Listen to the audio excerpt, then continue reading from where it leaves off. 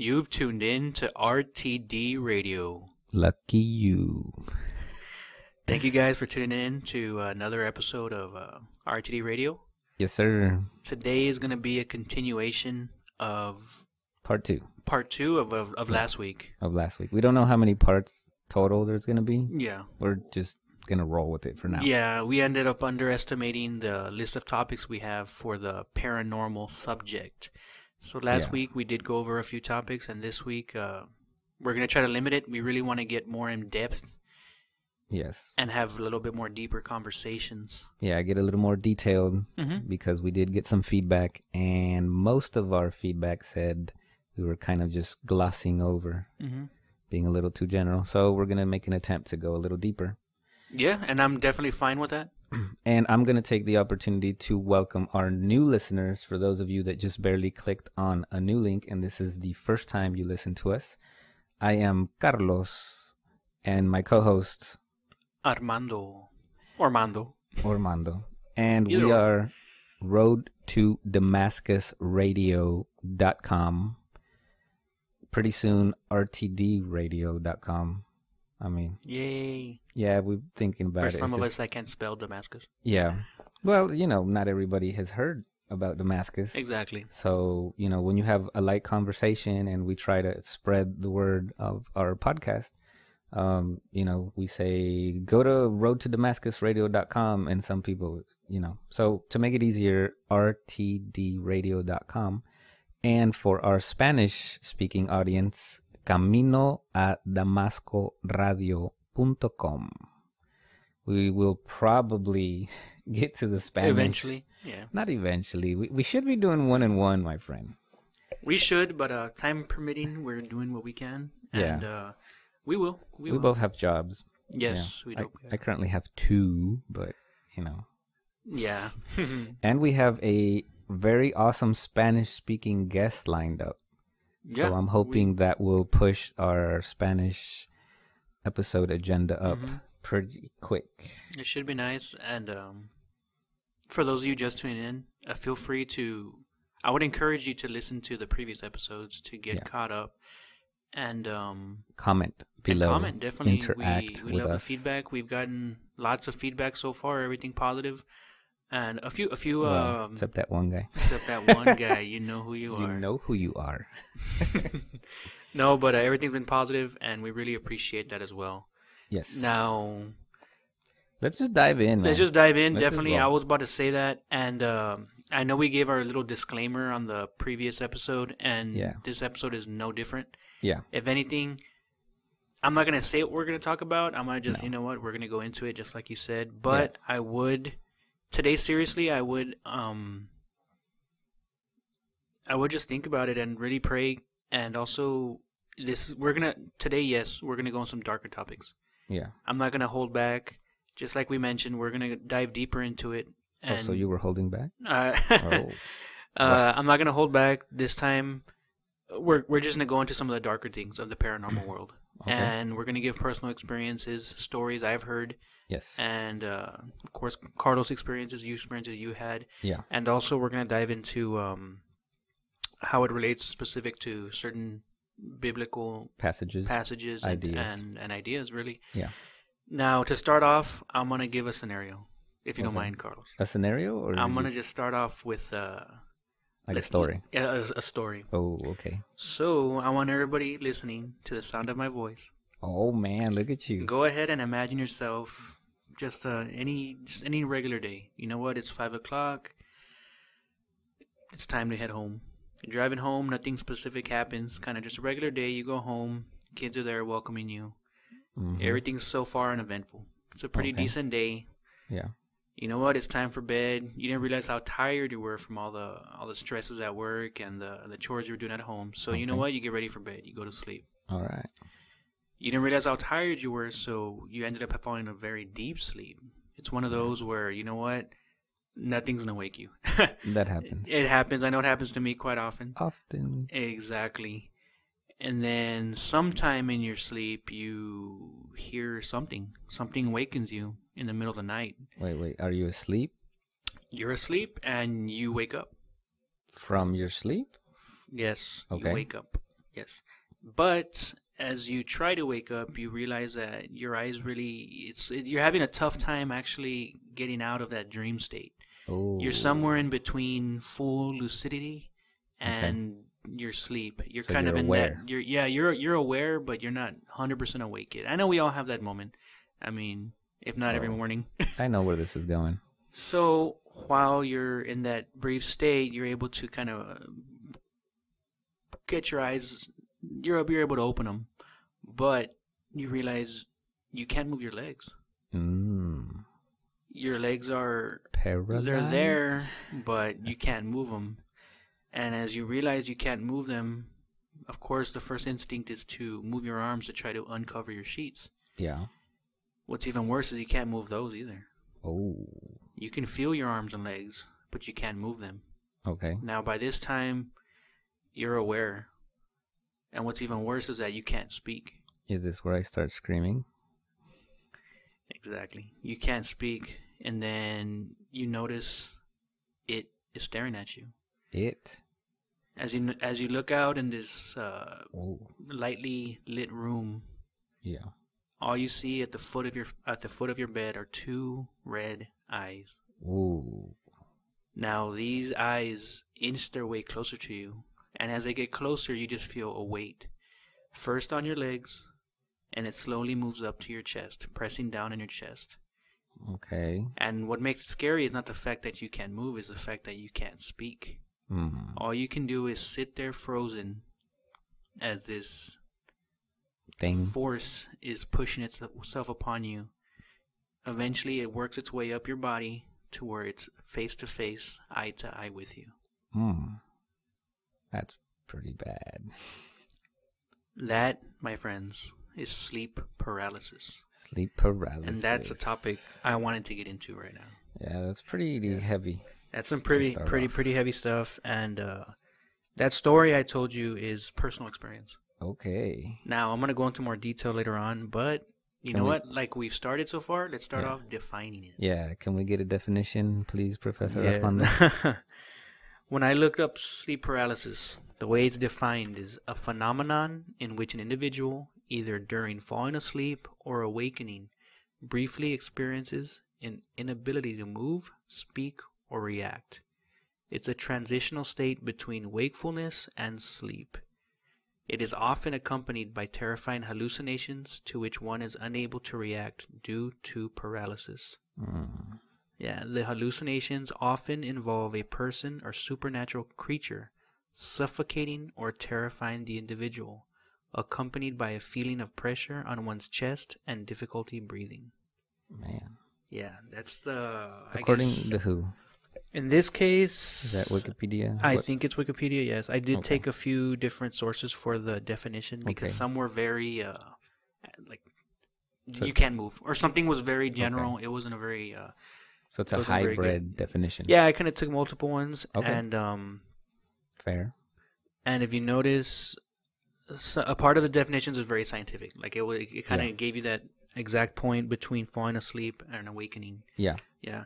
But sleep paralysis is a paranormal topic that I really wanted to bring up, mainly because of my personal experience and because of the fact that as a child, I don't think I've ever met somebody that hasn't had an experience like that. This is true. Or for the majority. Maybe 8 out of 10 people in my life have had some kind of experience like that. Yeah. Some are extremely terrifying to the point where the individual doesn't even want to bring it up. Most of the time. Yes. Until people start talking about it. Even then, at that point, that experience for them of, I guess, powerlessness was just so traumatic to them that they couldn't bring it up. That they just they don't even want to talk about it. They don't want to talk about it. Yeah, that's a very popular phenomena in Mexico, where people refer to it as "se te subió un muerto," which literally translates to a dead person mounted you or was on top of you. Yeah. That's the most common colloquialism for sleep paralysis. So before we get into your experience, which I'm sure is more colorful and vivid given the short story you gave us. My experience with sleep paralysis, I would call it basic. It was during the time when I was training myself to do this astral projection thing. So I thought it was related. I actually thought that I had done something wrong in the meditations, and I was stuck in not astral projection, but not asleep and not awake. I did not experience two red eyes or a feeling of something coming at me, but I did fully experience the not being able to move, not being able to speak, being fully aware, knowing that you're not asleep because you can hear sounds of things, you're aware of your environment, and for me, that was it. I was like in this stuck state. Couldn't move, couldn't speak. There was an impending fear. Yeah, like you felt something was coming or in there with you. I felt like, like there was some kind of impending doom. Not specifically an entity in the room with me, but something. Scared. Yeah. Scared, like, like the feeling you get when you start experiencing an earthquake. Oh, okay. And you get scared, right? It's not like these things are falling on you yet. Just something innate in you is triggered. It's not right. Something is not right, right? For those of you that have children, it's that fear that all of a sudden you're doing something and is my child okay? That I can't see him. Impending doom. I can't see him. I feel something's wrong. This is not right. What's going on? So now, and for us parents, that is probably the worst feeling that you can ever have. Yeah. Worse than the child scraping their knee is the feeling of where are they? Yeah.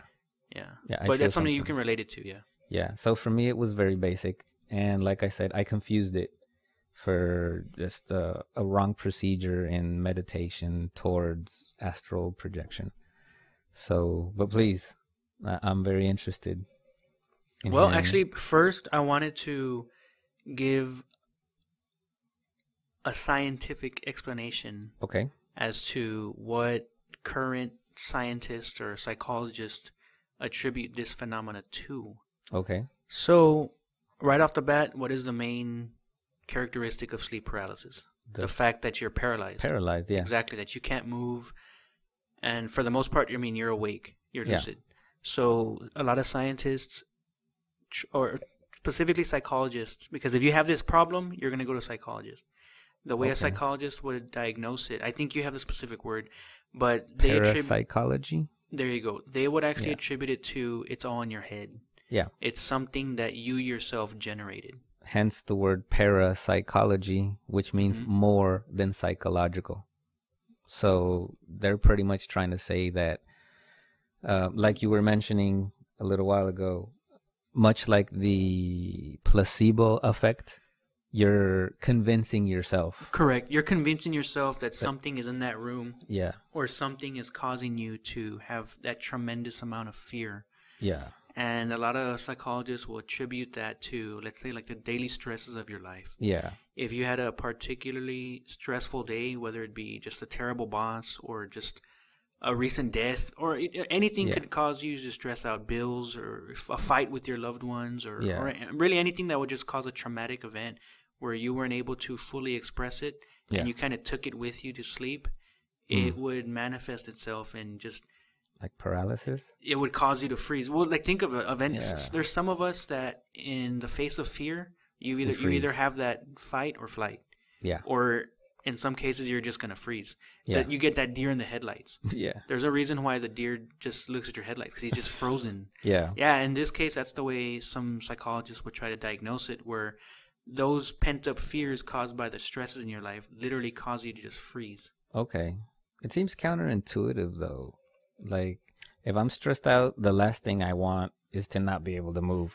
Some people react differently to different situations. No, I agree. There's a lot of... I know people that under stress will just crack in an instant. And I know other people that are just tough as nails where... Yeah. I mean, in the most horrid situations, they keep on keep on Chugging. keep on keeping on. Yeah, military mentality. And not even that. It's just they're just made out of different substance. It just some people are tougher than others. Yeah. And it's just, like I said, that was just the scientific explanation that these psychologists give to as to why this phenomenon is happening. It seems to me that they don't really know. It seems to me that they're trying to explain it as you're causing it. Yeah. As like it's your fault as to why you're having these events of sleep paralysis. And mind you, psychologists will say that. Now, I've spoken to other pastors. I'm not going to say their names or other just different religious leaders where, you know what, they tend to agree with that. Yeah. And the reasoning behind that is there's a belief out there, which I do tend to agree with, that the human mind does have power. It has power to give you confidence. It has power to weaken you, to like that doubt. Yeah. If somebody were to plant a seed of doubt in me, yes, it's going to cause me to be weaker. But if somebody were to build me up as far as edifying me and give me compliments and whatnot, it's going to increase my confidence to the fact where I feel like I can do anything. And I gave that example to Carlos earlier of the placebo effect. Yeah. What that is let's say there's a pharmaceutical company that wants to test a new drug, but they want to test the side effects. Yeah. What they'll do is they'll get 10 people, 9 out of the 10 people, they'll give the actual drug. Yeah. And that one, which is that 10th person, they'll just give like a sugar pill. Yeah. Because they want to see how they would react. Yeah. And they expose them to the results. And they expose them to the results of the other patients, and thus what's happening is they think that they are getting the same effects as the other patients. So then in their mind, they're going to have the same side effects as they see the other patients having, even though they themselves literally took a sugar pill. Yeah, that's a proven fact. Yeah, and that's a proven fact. So that just goes to show that, you know what, your mind can play tricks on you in the sense that if I make myself believe that there's something in that room, my body's going to react to it. Yes. And that's where I would agree with psychologists in that sense, only because of the fact the placebo effect is a proven thing. It does exist. Yeah. But as to explaining, let's say, like the actual pressure on your chest or the choking sensation or the eyes or creatures. Now, that could be a figment of your imagination, but at the same time, I'm going to go back to like what you said before. If we have 90 people that have this reporting sleep paralysis event happen to them, and they all report something extremely similar, and these people have no contact with each other, then that's pretty. These are pretty specific coincidences. Yeah. And now we gave a scientific explanation. I want to hear. I'm curious, Carlos. What do you think causes it? Well, or can be causing it? Definitely. Personally, I truly believe that it's an interaction with this other plane of existence that we've been talking about.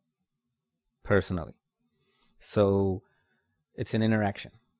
Whether it's with a specific being or with a force or with an angel or a demon, that's to be debated. But it's definitely an interaction with this other plane of existence. Now, it is true that the mind is very powerful, and focused thought is also proven to work. There's a really interesting book called The Power of the Psychotropic Mind by Robert Stone. And he goes in depth. I hope you're writing that down. He goes in depth into explaining and actually giving methods of achieving things solely by the concentration of your focused thought. For example, contacting a friend that you haven't spoken to in ages. And there's a specific exercise in there where basically you're focusing your thoughts on this person, things they liked, experiences that you both had. And lo and behold, a few days later, maybe a week later, a friend calls you up. He calls you. Yeah. Or a friend of a friend's like, hey, you remember this guy? Yeah, I've got his number. So there's something to that also. But personally, I think it's in an interaction with, I don't want to say the other side. I'll say it. The other side. Okay. It's in an interaction with this other plane of existence. Now, the experience that you were alluding to when we started the show. Is that a personal thing? Well, you did say, You know what? Let me right? finish my story before we go Okay. on. Okay. All right, yeah. So specifically, in my story was just that it was just a normal day. It wasn't particularly stressful, to be honest with you. I remember that. It was just kind of any regular day, just your regular Wednesday or whatever, which is a normal day. Came home, played with my kids, my son at the time, and spoke to my wife. I mean, it was just a normal day. We had our meal, whatnot. And yes, I was tired, just your daily fatigue. So I went to sleep, and I do remember it was a deep sleep. Yeah. And I do remember that I did have a nightmare that night. Now, I can't remember the specific nightmare, but I do remember waking up, and it was at that moment, it took me maybe a second or two to realize that, yes, I could not move my limbs. I could not move my arms, my legs. That's scary. I was frozen. Now, in this case, I was able to open my eyes. Okay. So I was able to look around the room. And for the most part, my son sleeps with us. So we have a nightlight. Were you able to move your head? No, you're not. You're literally not able to move it. It's literally just your eyes. Oh, and one of the first things that what really scared me the most was that you can't speak. So you're not able to even get help if you wanted to. It's one thing if your arms are frozen, but if you can speak, I can at least call somebody. I can at least call my wife sleeping next to me. Yeah. Or if she's in the other room, I could yell. Something like I was completely powerless. Ooh. And once you realize how powerless you are, that's when that fear kicks in. Yes. Now, you get that fear of you can't move and whatnot. Now, that's one type of fear. Now, at that point, I started looking around the room, and I was scared. I mean, I'll be honest with you, I was scared. Yeah. And I just started praying in my head, trying to figure out what was going on. Yeah. Asking God to help me out, and then that's when yes, I at the foot of my bed, I just see this black. For the lack of a better word or term, a shadow person. Oh. Now that is another topic that we can talk about later. But it was a shadow person. Specifically, it was a very tall. The ceiling's probably like at least 10, 12 feet high. This had to be at least 9. It was a large figure of a Slender Man style. No, it was an outline of a man, really. It was just dark. Yeah. And it just it's coming at me, and just like I described, it's I don't want to say climbing on me because I'm laying down. Yeah. It's kind of slowly working its way up to my head.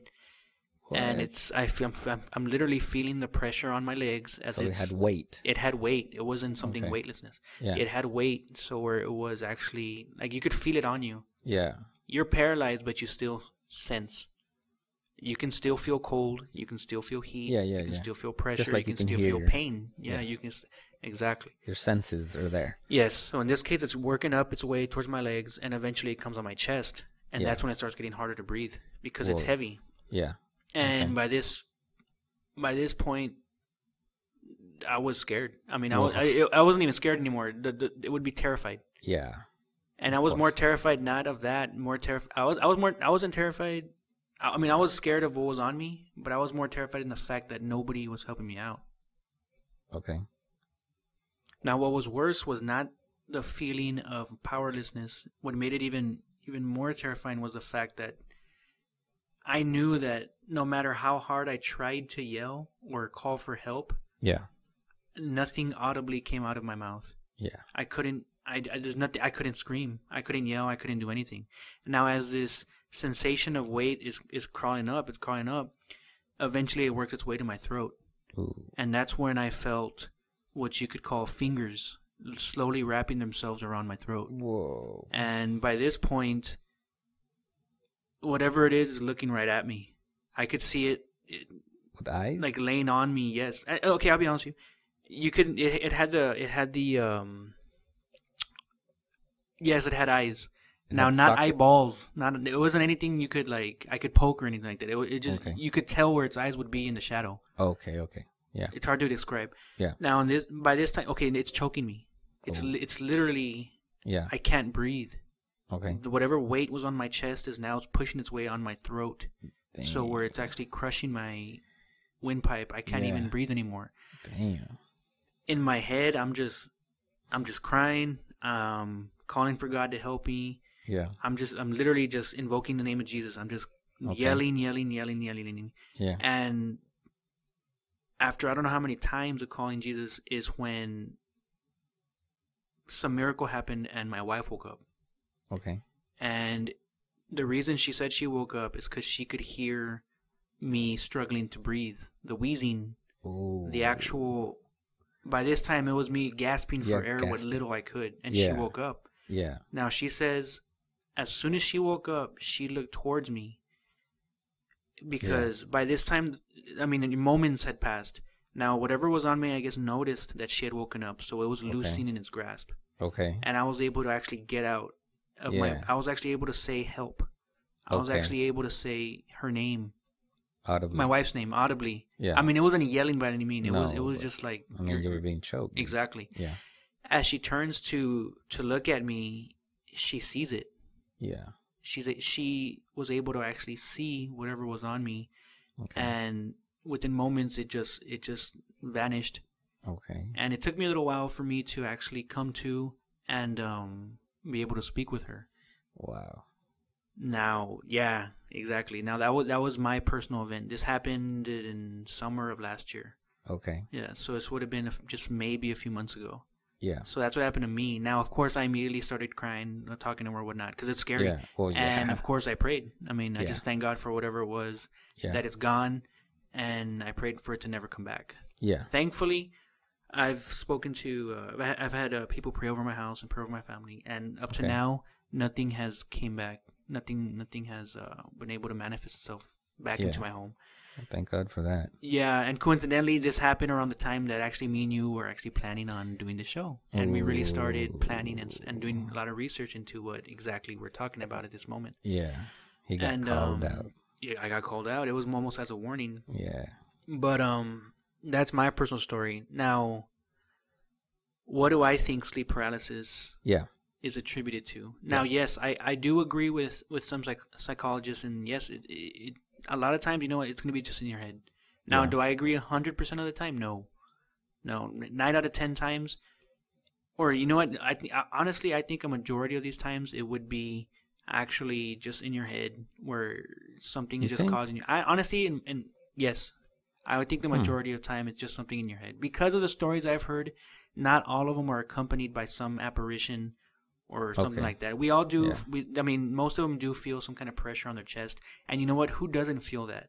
Yeah. When some of us have a high stress environment, you know what? What's the first thing you clench your chest? Yeah. Because of what? Yeah. Because you feel that pressure. Yeah. So you know what? I would explain it to that.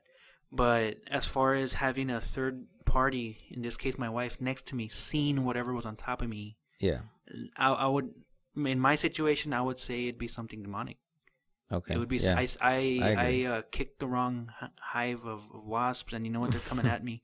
Or in a lot of cases, yes, I would say that there is something truly demonic happening, especially when you have physical evidence. Like in my case, it was strangling me.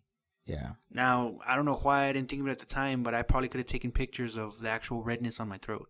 That would have been things a good like idea. That. And there's other stories. You're not thinking of that. At the story, I'm just happy to be alive and happy that my wife, who at the time was pregnant, whatever was attacking me wasn't on her. Oh, that's right. Exactly. Yeah, I see. And also, my son has this. He loves to sleep with us, so actually, he was right next to me. Yeah. While this whole thing was happening, he was literally laying inches from me. Yeah. So just to show you how powerless I was, that my son, who's laying right next to me, didn't even know anything was happening. That's how frozen I was. Yeah. Paralyzed. That's how paralyzed I was. Yeah. Now, I truly believe it was some entity, like you said, trying to communicate with me. In this case, communication would have been to instill fear in my life. Well, I'd say he got the message through. Exactly. Well, I don't think he did. You know what? I think it actually strengthened my faith. Okay. Because one event that always happens in all the different stories is what makes this event stop. Yeah. And that's a good point. 99.9% of anybody who has had sleep paralysis, the way they make it stop is how, Carlos? Invoking the name of Jesus Christ. Invoking the name of Jesus Christ. Yes, sir. In my case, that's what I had to do. Yeah. Now, whether it be in your head, because that's all you can do at the moment is just yell his name in your head as loud as you can, Yeah. or if you're able to do it audibly. In every single case I've heard, researched, studied, read, the way they make it stop is by invoking the name of Jesus Christ. Yeah. Now, we know for a fact what flees at the name of Christ? Demons. Or unclean spirits. Or unclean spirits. Yeah. So I would have to say, you know what, in my specific situation, it would have been an unclean spirit trying to attack me, really trying to shake my faith or trying to stop me from doing something that it didn't want me to do. Yeah. Well, he's the one with authority. Yeah. Which is in Scripture. Exactly. And so he's the one that cast out demons and etc., which I think we'll get into later. Exactly. And did you have any other comments on sleep paralysis? Wow, man. I mean, it can be a truly terrifying event. Now, my story was honestly, I think, mild in comparison to some of the other stories I've that's what I was going to say. Without getting heard into, like, campfire stories, like we said, which we don't want to get into. We can tell some. It's a good example, like mine I just gave. Yeah, but we're being objective about the stories we're sharing, you know, not just trying to get a reaction out of people. But without going into more stories and without really, like, starting to talk about audible frequencies and stuff like that during these sleep paralysis events, or what goes on inside an MRI machine, which is something that I'm going to reference down in the notes. I've seen some videos of CAT scans and MRI machines running during some of these events. And of course, they can't see the spiritual side, if you will. But what they can see are the sections in the brain that are firing off. Yeah. Which curiously pertain to the areas that fire off when you give the command to move your hand. So to me, that corroborates that you're conscious. You know what's going on. Yeah. You know what's going on. And you're telling your brain, move, move, move. And your body is not responding. So there's something between the brain physical barrier that's being either manipulated or in some way, shape, or form stopped, inhibited, however you want to express it. So that's pretty scary, man. Yeah, it was scary, and I really did pray on it. But like I said, it's honestly strengthened my faith. Yeah. And it actually kind of made me want to do this even more. Yeah. So, because I know that it just makes me feel good that I'm to be honest, I'm pissing off the devil. So it's making me feel good that I'm doing that. That's another aspect of it. Yeah. You know, if something like this is starting to happen to you, instead of getting discouraged or disheartened, you should realize that the enemy is not happy with what you're doing. And for some reason is sending his minions to try and shake you up and try to stop you. Yeah. But like Armando says, invoking the name of Jesus Christ in 99.99% of the time, at least all the stories I've heard, and not just sleep paralysis, even like hardcore nightmares. Yeah. Out of body experiences, other types of things like psychic type ordeals, Yeah. That's the power, the one with authority. Now, we're both adults here. Yeah. And for the most part, our audience are going to be adults. Yeah. So I think this is a perfect time to segue into our next topic. The Incubus and Succubus. And really what I wanted to get into is that the reason I mentioned that my experience was a little mild is because for the most part, there was, besides the choking and the actual weight on my chest, that was pretty much it as far as anything physical happening to me. As an physical interaction. Correct. Now, if you want to, we're going to go into the more extreme cases where there's actually sexual interaction between whatever entity is doing this to you and yourself. Yeah, which I don't think can be considered sleep paralysis. Yeah, by this time you're already fully aware and you're almost welcoming it. Yeah, and there's actual physical interaction. Correct. There's an alleged sexual pleasure taken from this interaction. So it's not like you can't move. So in some cases, well, okay, we'll go into it. Yeah, or you now, think there's cases where they're paralyzed and this entity is taking advantage of them? That's called rape, and I would say yes. And I can give specific examples. Yeah, you're right. Yes. Yeah. So, well, let's go into it. I know you mentioned the two words incubus and succubus. Yeah. Now, go ahead and define them for me. But you're the one with the definition. I'm the one with the definition. All right, let me define a succubus. Yeah. A succubus is a demon in female form, or a supernatural entity that appears in dreams and takes the form of a woman in order to seduce men, usually through sexual activity. Now, for the most part, in modern times, we usually portray them as very seductive, almost as an enchantress. Yeah. But in history, if you even just do a Google search for images of the succubus, back then it wasn't anything sexy. It was something actually extremely frightening and something to be feared upon. Yeah. To the point where actually, for the most part, these succubuses like to take the form of a beautiful young girl or a young woman. But as you start to pay attention to the rest of her body, besides, of course, her face and whatnot, she has deformities like birds, like claws. Claws like a bird, or a tail like a serpent. Wow. Yeah. So there's actually, this would take it to a whole nother level, to the point where you're actually, I would say, to the point where you're actually having intercourse with this demon. Yeah. In this case, it's a female demon. Now, just like you alluded to, there's people out there that actually welcome this. Yeah, there's been artists that have been bragging about this on Twitter. Yeah. Now, a succubus is like what I just said. It's a female form. So for the most part, this female demon is gonna attack male hosts. Okay. Well, I don't even want to say attack. Well, it would be. Yes, it would be an attack. Yo, you did say rape. We did say rape. Now, I'm gonna give you an example of a celebrity. Two celebrities actually that have had these incidents. Yeah. One would be the former LA Laker basketball player Ron Artest, also known as Meta World Peace. Okay. He stated that in 2016, this would have been extremely recent, he was staying at an Oklahoma City hotel where he actually had sex with a demon or a spirit. He calls it a spirit named Effie. Whoa, had a name. And he gets pretty detailed. He doesn't. I mean, he gets detailed, but not extremely detailed. He's not graphic. Yeah. But the way he explained it, it slowly crawled up on him and started touching him. Okay. And at first he kind of shoved it off, but he liked it, so he let it.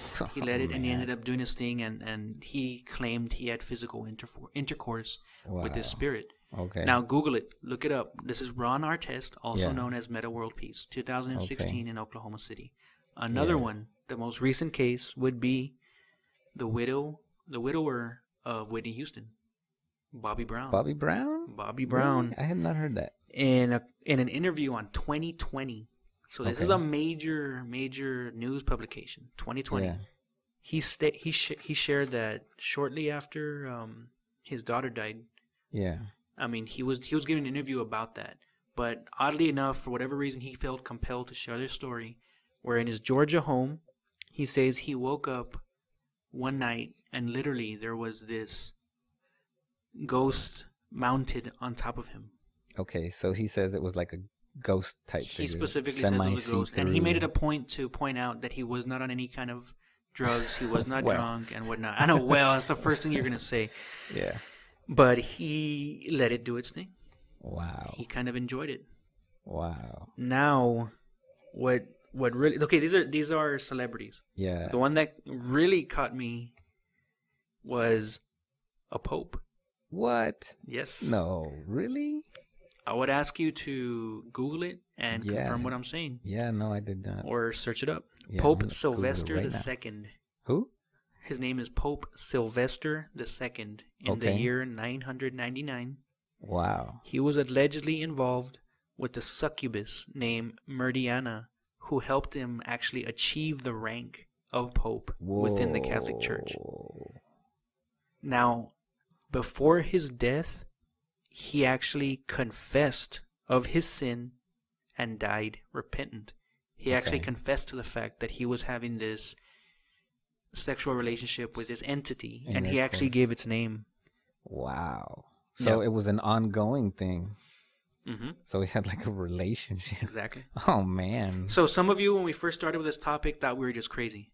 Now I'm giving you 2 modern examples, and I'm giving you one in the past. 2 celebrities, well known for the most part, and an actual pope. Oh, man. So either these people are just lying, or you know what, there's something to it. Yeah. I mean, I was gonna say I had heard of this artist Tia Tequila. Yeah, I was gonna wait on that until the actual Incubus. Oh, that's because right now, we're talking about the guys right now. Yeah, talking about the guys. Well, what I was saying is that the reference of a pope. Now, there's a huge. I'm not discrediting anybody, right? But some artists have been known to be sensationalistic and jump on trends and stuff like that. But to take it to a pope, that's a whole nother level. That's a whole nother ball. That's a whole nother ball game right there. Just because this is the other team. Yeah. I mean, he's fraternizing with the other team. So, man. And now, you know what? And it's gotten to the point also where, like we've mentioned before, where it's almost sensationalized, where a succubus is almost something sexual. It's like something cool, attractive. Man. It's something cool. And, I'll give you examples. The movie Jennifer's Body with Megan Fox. Yeah. She portrayed a succubus. Wow. That came out in 2009. A succubus also appears commonly on The X-Files. Yeah. There's actually a South Park show called Succubus, where the chef falls in love with one and plans to marry one. Wow. Marvel Comics has a character, interestingly enough, called Satana, who is a succubus. Wow. The Rolling Stones have a song called Dancing with Mr. D, which depicts an actual encounter with a succubus. Okay. And of course, the singer, the rapper Azalea Banks, actually has a song called Succubi. So this is not something that is not even hidden or whatever. No. Now it's actually kind of blatant. And like I mentioned before, it was something detestable. It was something that you didn't want happening to you. Yeah. But now it's been converted from this ugly demonic creature raping you in the middle of the night to this sexual enchantress that kind of helps you escape and achieve your sexual pleasures. Because one thing I failed to mention is Bobby Brown and Ron Artest, in these 2 cases, they enjoyed it. They liked it. It was something that they actually kind of bragged about. Okay. And that's the pleasurable side. Now, from listening to different audio interviews of individuals that have had these encounters with succubus, now the other side would be just like what I alluded to before, was rape. Yeah, the incubus. Where there's actual sodomy involved, where the actual male victim is not willing to take part in this intercourse, so they're actually raped by these creatures, by these entities. Yeah. So that took a very dark turn pretty quick. Yeah, for sure. And if you listen to some of these interviews or whatnot, they actually name the names of these entities. That's what's disturbing. And I'm not going to do that. You know what? I think we've got far enough. I'm not going to name these entities. I know I named one as far as in relation to the Pope, but I'm not going to name the other ones. And they do have names. Yeah. But that's on the guy side. That's the succubus who attacks the guys. Now, I'll let you talk about the incubus. Well, it's the male counterpart, I guess, which is into females. Although, by what you just said, so I'm thinking that there's like a homosexual tendency. See, I had not heard that. I had heard about succubus attacking males and enticing them into this intercourse. And there's some references in the Bible. I think it speaks about a night hag or something like that. The terrors of the night. Something like that. I don't know the specific verse, and to be honest with you, the words succubus and incubus are not, I repeat, not in the Bible. No, they're not in the Bible. There's allusions. There's allusions to it. Yeah, but not specifically like that. Yeah, not specifically like that. Yeah, there's a description: screech owl, night hag. Yeah, that can kind of loosely lead to this. Yeah. But like you said, the incubus would be the male version. Now, in this case, it's going to attack women. It's going to attack women. Now, just like I gave examples of a succubus, let me give examples of the incubus. There you Celebrities that have had encounters with an incubus. Yeah. The most famous one on the top of my head that I can think of would be Lucy Liu. Yeah, there you go. She bragged Lucy about it, Liu, and I right. forgot what magazine it was, but it was in Yeah. 1999. She herself mentions that she was sleeping on a couch or laying down on a couch when a presence laid on top of her. She specifically describes it as it was sheer bliss, Yeah. that she could feel everything, and to the point where she actually climaxed, and at that point, whatever it was floated away. Now, she Man. said it in her interview. It was she liked it. It was something welcoming to her. She actually, I don't want to say bragged about it, but to her it was something like cool. And any of you can look up that magazine article. You know what? I'll look it up and we'll put it on the website. Yeah, let's do So that. we can specifically in the reference comments, it. right above the comment section, we'll put some links where we're putting links and references to everything we mentioned, actually. Another one would be Kesha. Kesha. The actual singer Yeah, Kesha. yeah. There And you go. she actually is extremely detailed in her description, which I'm not going to get into. Yeah. But her feelings regarding this is she loves it. She wants to do it as much as she can, to the point where she even wrote a song called Supernatural, where it's actually describing her encounter with this incubus. Man, Another talk one about a fetish. That's it's actually kind of, it's pretty bad. It's their deviations, I guess. Mm-hmm. You Anna know, Nicole from- Smith as well. She had actually multiple encounters with having sex with the beast, with the spirit. Yeah. So did Coco Austin. I don't know who that is. That's the wife of Ice-T. Of Ice-T. Now hers actually, she didn't. The way she mentioned it, it was more harassing her. It kept pulling up her dress. It kept trying to really get into her. Yeah. So she wasn't like having that. I'll just leave it like that. It tried to get into her like that, but she didn't let it, to the point where it actually chased her across 2 states. So she actually tried to flee from it. Wow. And it was, according to her, it didn't stop until she married Ice-T. Okay. So in that case, yeah.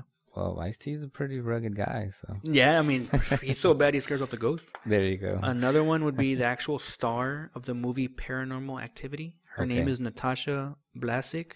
Yeah. She actually mentions that she's had sex twice with an entity, that it was extremely rough, but she liked it. It was something she kind of brags and actually almost encourages others to have it. Man. So these aren't made up in our heads that we're just talking about. Look these up, guys. Look up Incubus, look up Succubus, and you can see that these are actual phenomena. Now, am I going to say that every single one of these individuals I've mentioned are all crazy? They might be. I think they're crazy for liking it, but there's something to it when I mean, we're talking over a vast period of time. I mentioned the Pope in the year 1000. And I just mentioned Ron Artest in 2016. Yeah. So you're talking about, this is a long time.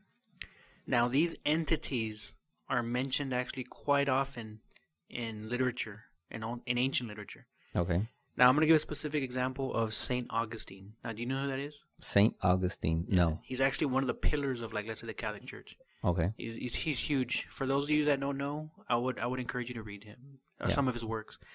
It is actually St. Augustine of Hippo. Now, in his famous book called City of God, he actually makes repeated mentions to the succubus due to the fact that so many cases were happening that he had to mention it. Like, it was so prevalent. There were so many cases in his environment of women and men reporting these entities coming at them that he actually had to mention it. What era and time is this? This would have been during the Roman Empire. This would have been well after Christ. Okay. It would have been well after Christ. So specific years, roughly. To be honest, off the top of my head, I pre-medieval? Pre-medieval, yes. Okay. Yeah.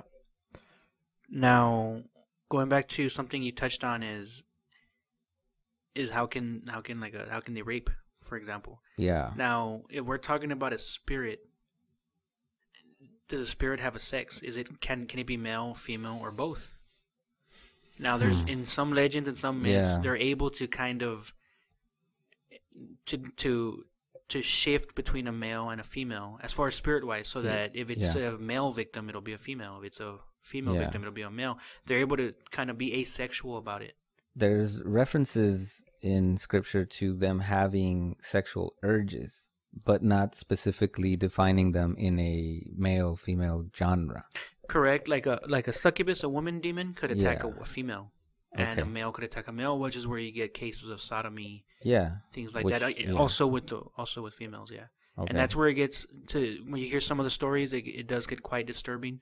I wouldn't recommend hearing some of those stories, but it's ugly. I mean, you got people physically and mentally and spiritually traumatized by these. I could imagine these things. I mean, but being realistic, things are so bad nowadays that there are people that like and actually role play these kinds of things with other humans, and they actually get their kicks from these kinds of role playing things.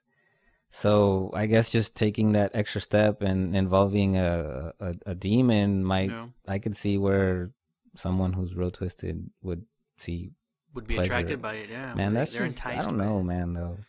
That's really ugly. I'm just glad mine didn't go that far in my experience. But these are, like I mentioned, these are things that are happening. Would you have told us if it would have gone there? Of course, Carlos has to be that guy. I'm just trying to lighten the mood. There you go.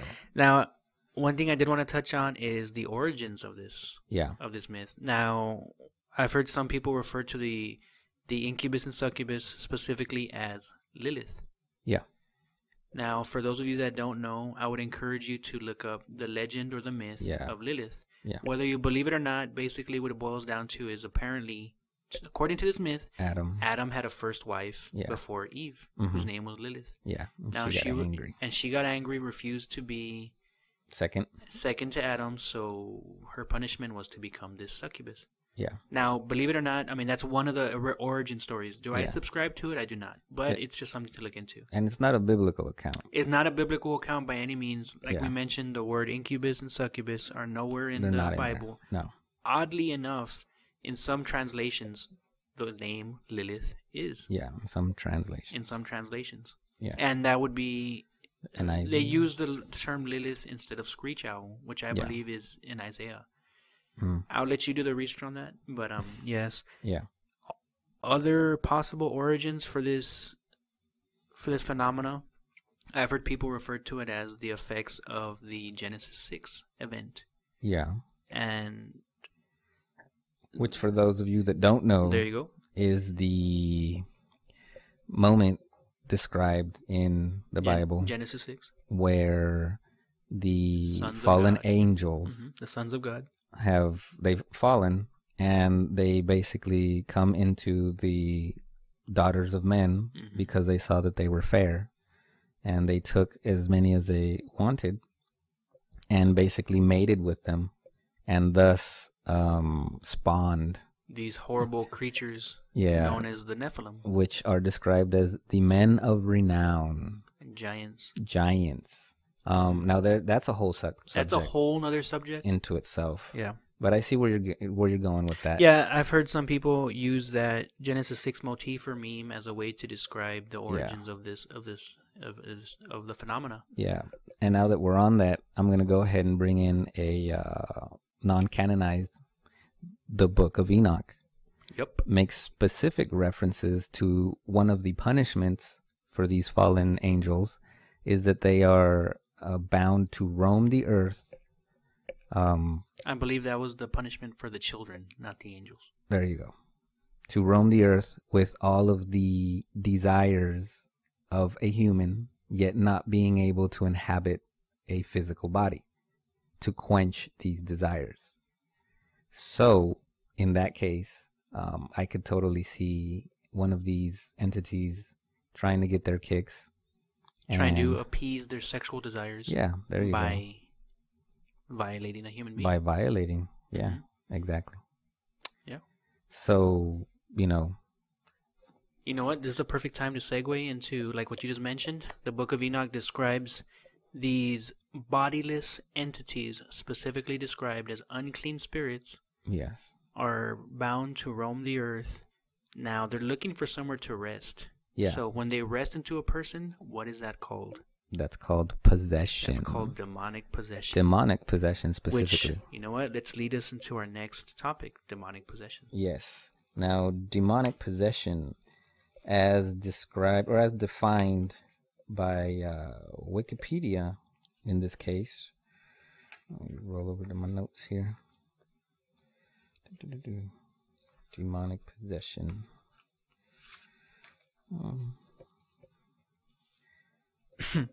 Yeah, well, my notes. Because I don't have the way I would definition. describe it, a demonic possession is literally a demon or some unclean spirit or entity possessing your body. Now, there is a difference between possessing and just bothering you. When you possess something, like if I say Carlos possessed that book, he's literally grabbing it, he's holding it in his hands, and he controls it.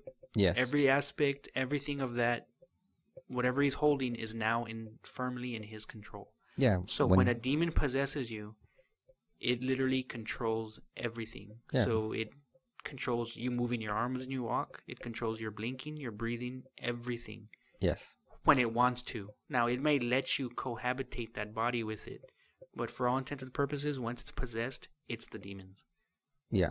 Just like when you buy something, it's literally called now into your possession. Exactly. So you're free to do whatever you want with it. Yep.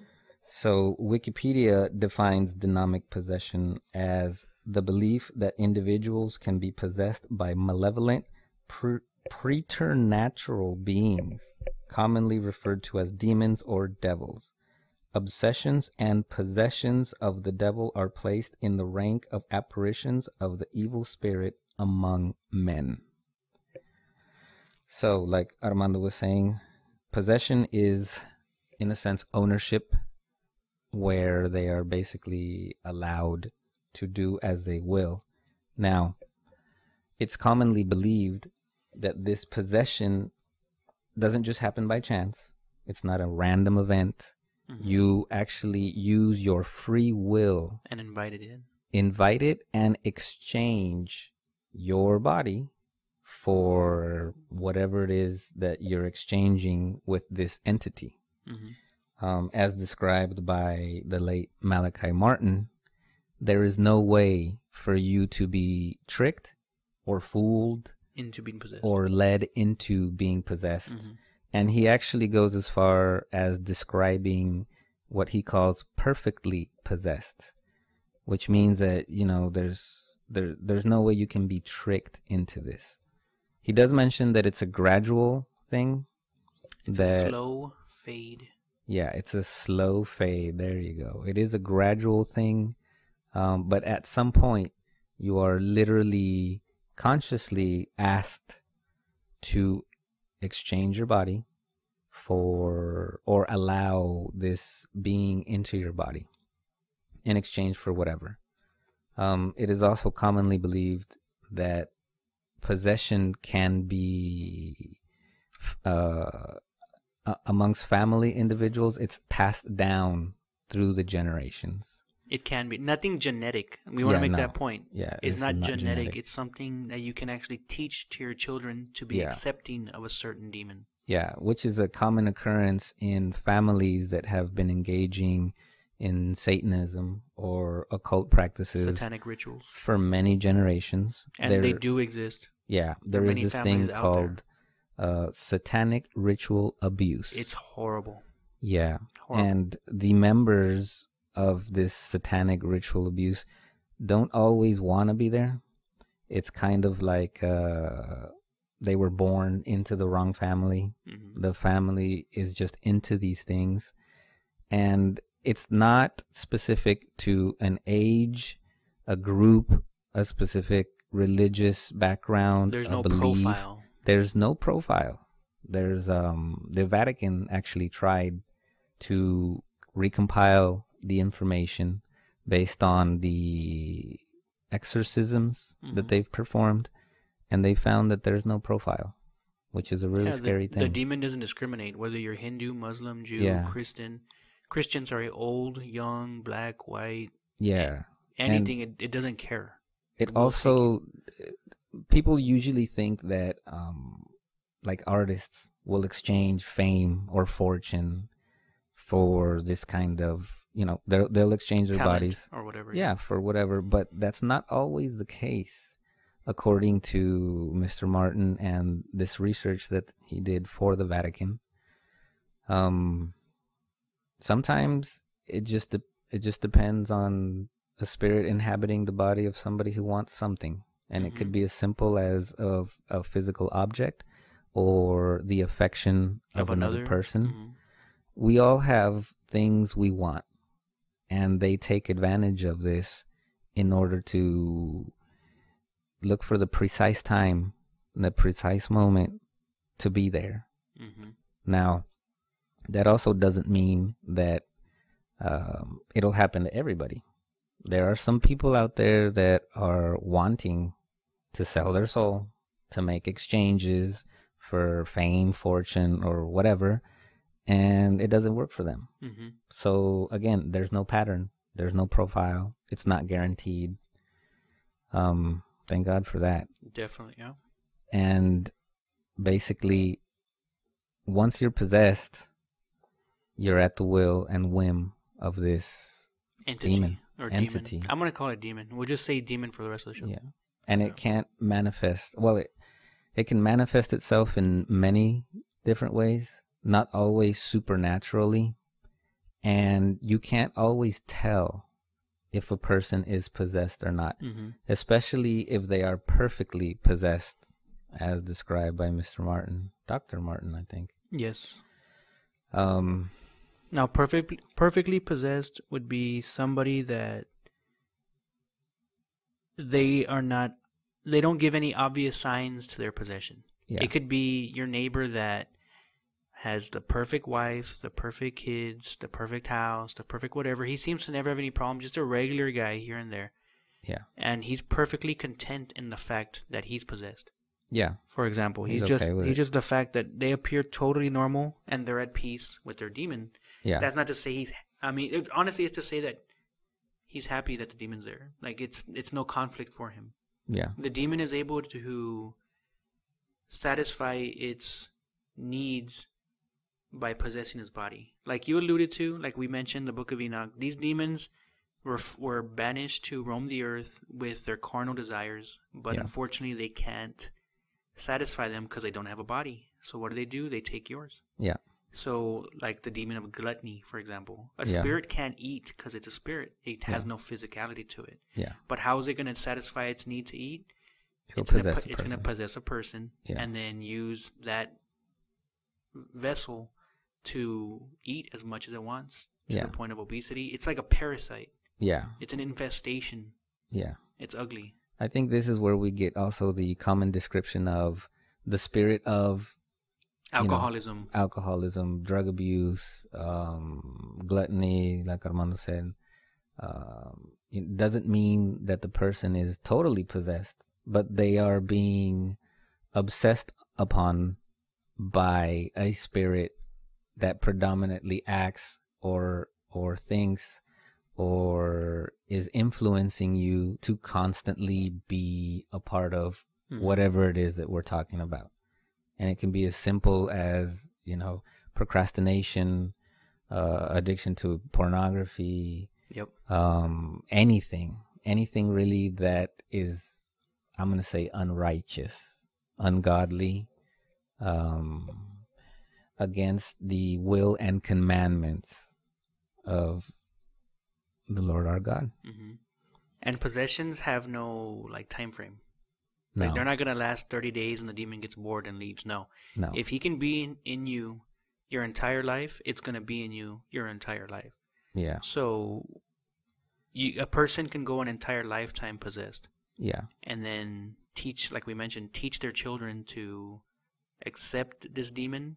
Yeah. And then it'll just pass on to generation. Yeah, they give them like fun names to personify this thing that's hanging around their household, like little Johnny or cousin so-and-so or uncle or whatever, yeah. Yeah, or whatever, to kind of get the person familiarized with this entity that's roaming around and prepare them to accept and exchange or, communicate with in the future. Man, it's depressing to talk about. It is. It's ugly, and like you mentioned, it starts off slowly. Honestly, little by little, you give control of your will to the demon. It's honestly like an addiction, where you start off just like any addiction.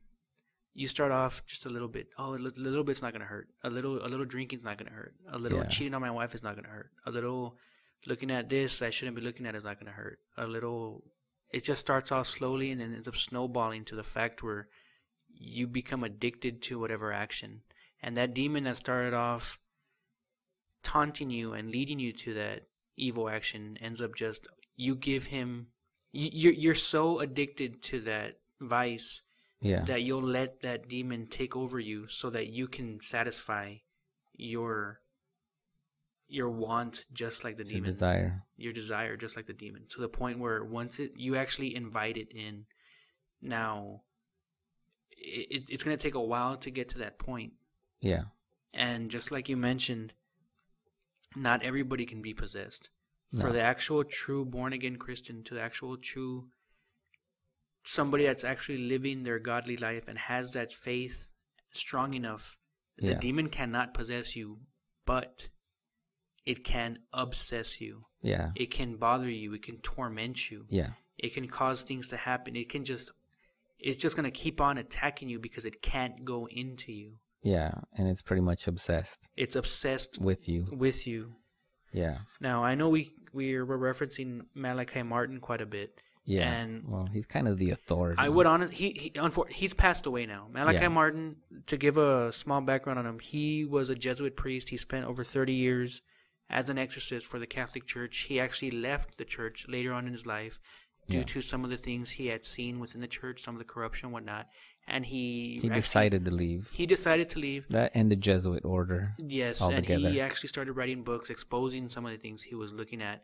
But one of his passions was exorcising individuals. He actually had that love in him where what he did, he was an exorcist for the church. So he performed over, as himself, he admits that he has performed over thousands of minor possessions. Yeah. And hundreds of major possessions.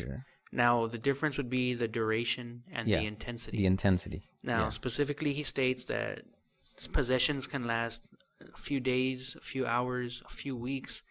The longest one that he's had has actually been, I think, 2.5 years that he had a possession. And this is that he like was constant. Exercising, and it's a constant battle. It's like a war. He specifically describes it as a war or a battle of the wills. It's the will of the demon versus the will of the exorcist. Yeah. Because you are no longer, as the victim, you have no will. You've submitted your will to what the demon wants to do. Yeah. So you pretty much have no say. So that exorcist is there on your behalf trying to drive out that demon. Yeah. And who can last longest. Now, of course, we know that the exorcist, for the most part, is going to have God on his side. And to be very clear, he is an ordained person. Correct. Whom has been given the authority to cast out demons. Which is different than rebuking a spirit. Very different. Which is something that we wanted to touch on. There's a difference between rebuking an evil spirit through ministry and through deliverance. That's the word I was looking for.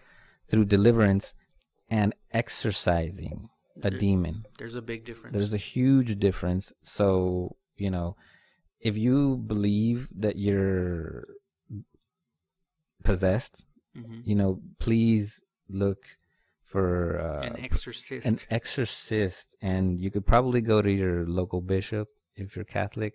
If you're Christian, I'm not sure what the proper channel would be to actually seek for help.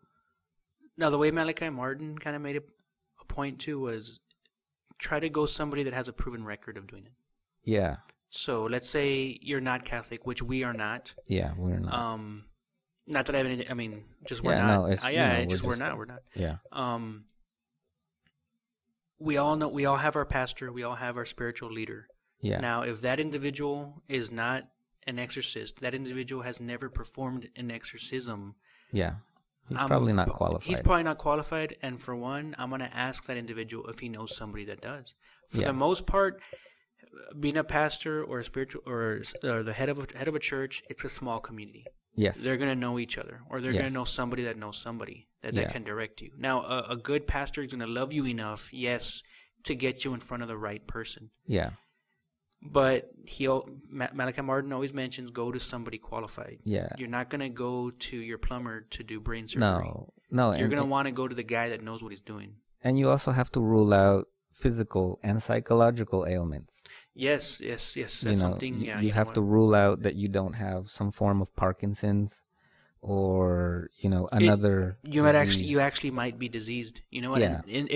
It can mask itself as a demonic possession, and that's one thing Malachi Martin did touch on.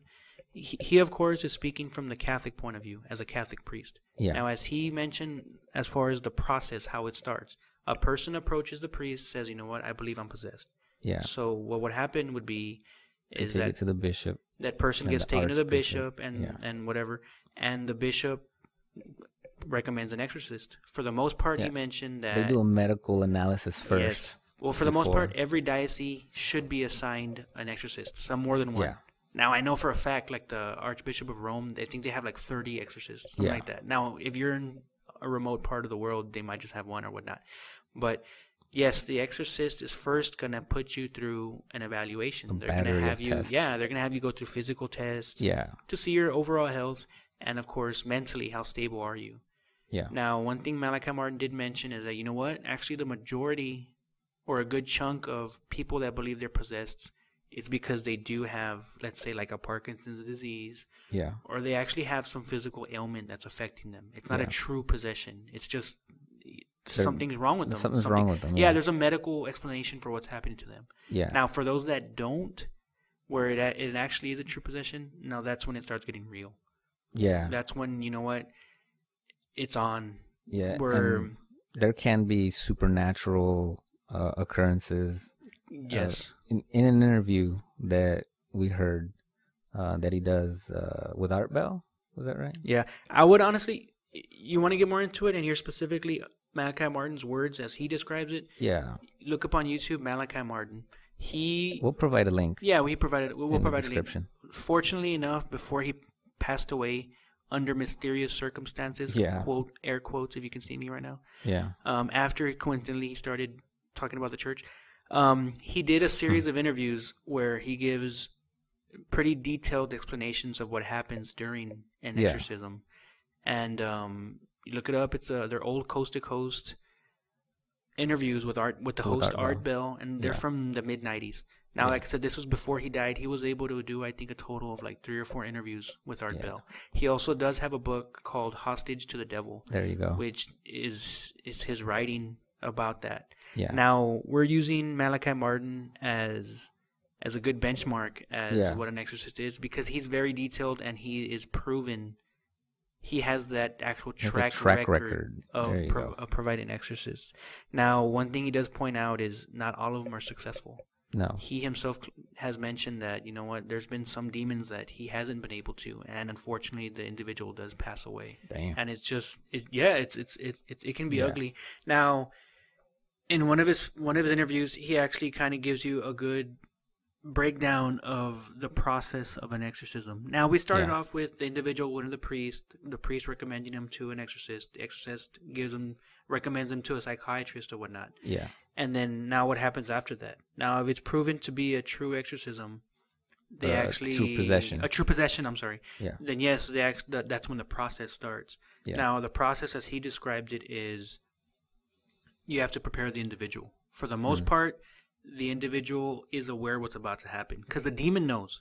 The demon is using the individual's eyes. He's using the individual's ears. He knows and he has possession. He has possession over the person. Yeah. So they lead this individual into a room. Usually it's going to be in their home, somewhere comfortable, as comfortable for the individual as possible. Yeah. Now, the room he mentioned has to be almost completely empty. No nails in the walls, no picture frames. For the most part, the windows should be barred. And he gave a specific example where there have been priests thrown out the windows. Yeah. Now, a famous example would be the movie The Exorcist, which is based in reality. On an exorcism happened in St. Louis. Yeah. In that movie, one of the end scenes is what? The priest gets thrown out the window. Yeah, he gets thrown out. Now, Malachi Martin says that actually has happened before. Did happen. And unfortunately, the priest ends up passing away. The priest can die. The exorcist can die. They are not immune to it. Yeah. He also mentions that you give something of yourself. Yes. In the process of an exorcism, it is an act of complete selflessness and love on the part of the exorcist. Yeah. And it's such a traumatic event, not just physically on the exorcist, but on the actual soul of the exorcist. Yeah. That after every exorcism, a part of him dies. Yeah. That's how he describes it. It's to the point where I think he mentioned that that the church will not let an exorcist practice for more than 15 years. Yeah. Because of the fact it takes such a toll on them physically. Yeah.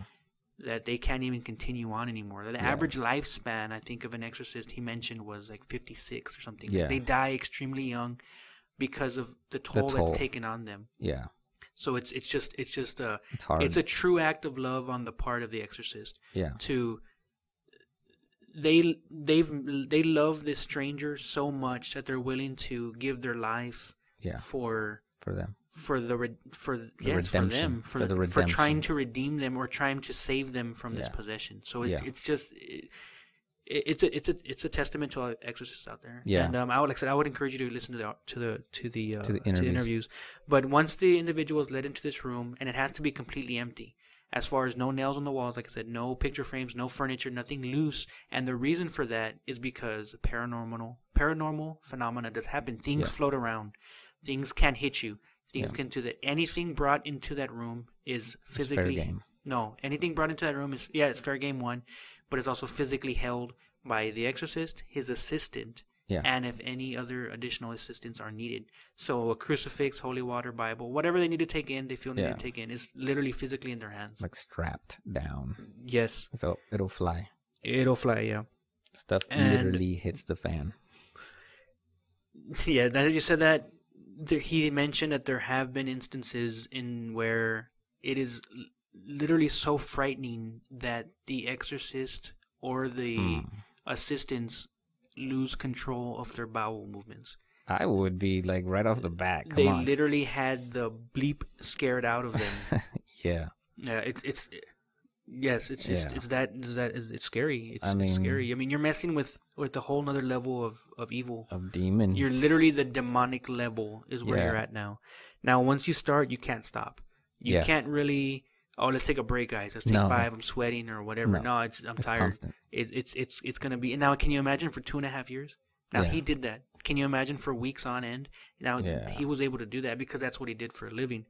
But once you start, you can't stop. Because if you stop, some of the consequences.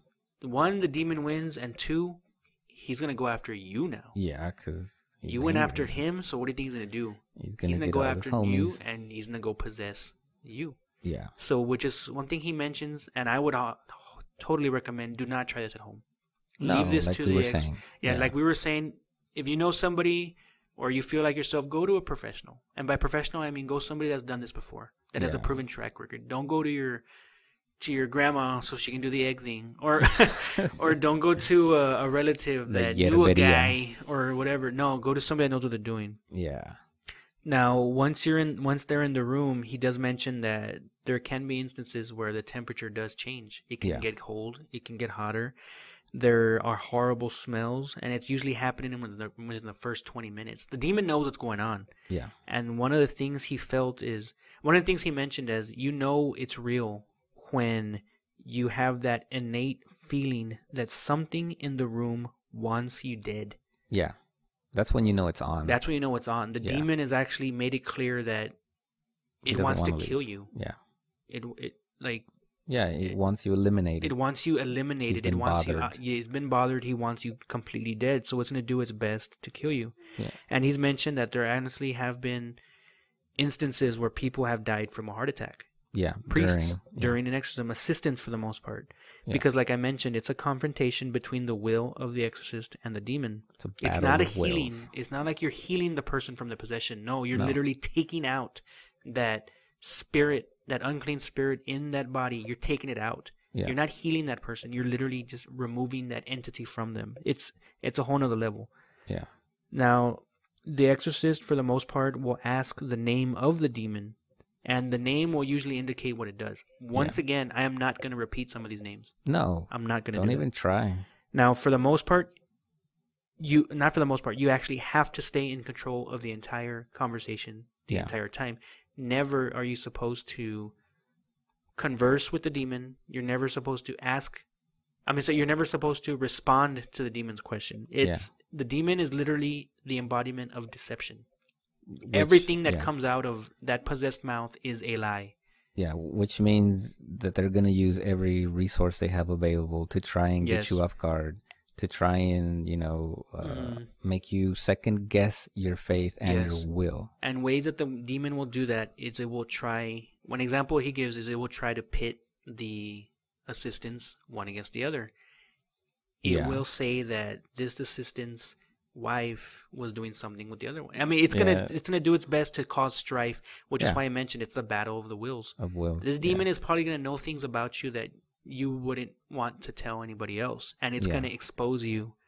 So lie about it. Yeah, of course. It's gonna be like that, and that's for the most part. That's what an exorcism entails. It's gonna be the constant battle of wills. Yeah. And now these are descriptions based on Malachi Martin.